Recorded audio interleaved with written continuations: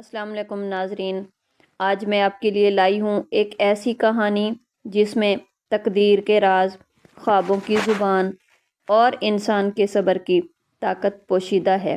یہ ہے درویش کا خواب اور گمشدہ شہزادہ کی داستان۔ کہانی شروع ہوتی ہے تبریز کے ایک چھوٹے سے گاؤں سے، جہاں ایک بوڑھا درویش رہتا تھا۔ نام تھا برزین۔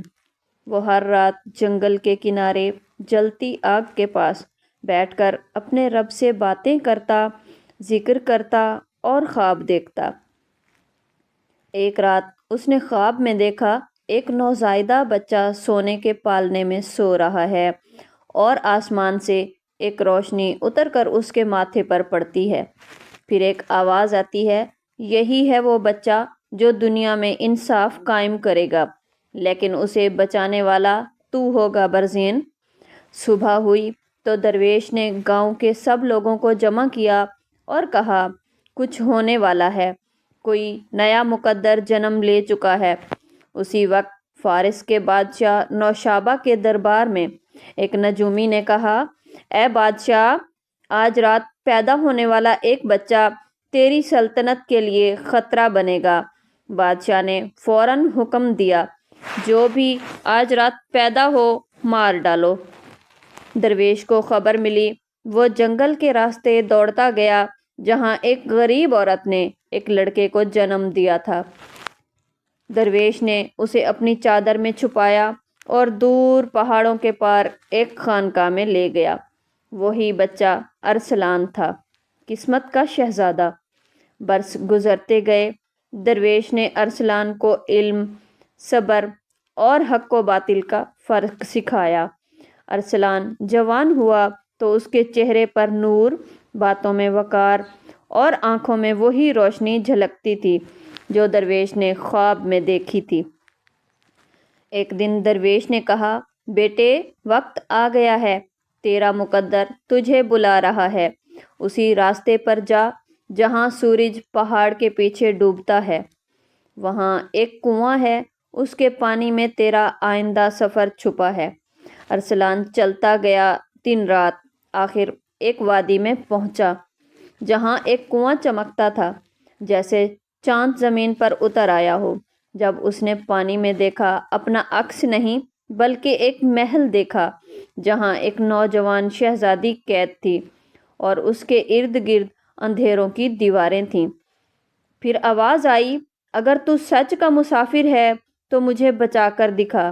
یہ آواز تھی شہزادی مہر النساء کی، جسے ظالم بادشاہ نوشابہ نے قید کر رکھا تھا تاکہ اس کی قسمت کبھی کسی مرد حق سے نہ ملے۔ ارسلان نے سفر شروع کیا۔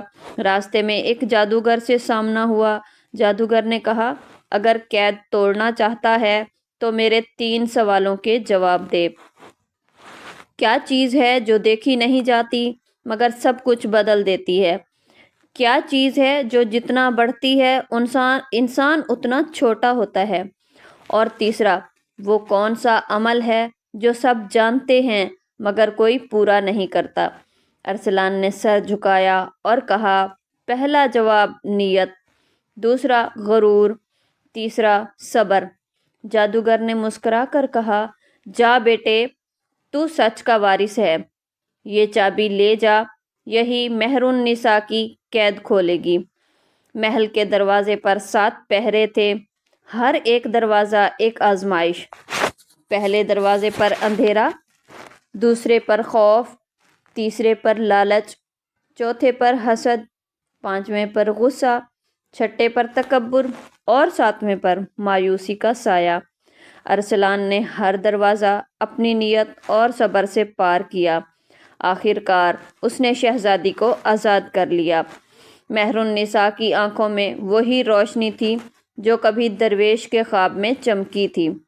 جیسے ہی وہ دونوں محل سے نکلے، آسمان پر بادل چھا گئے۔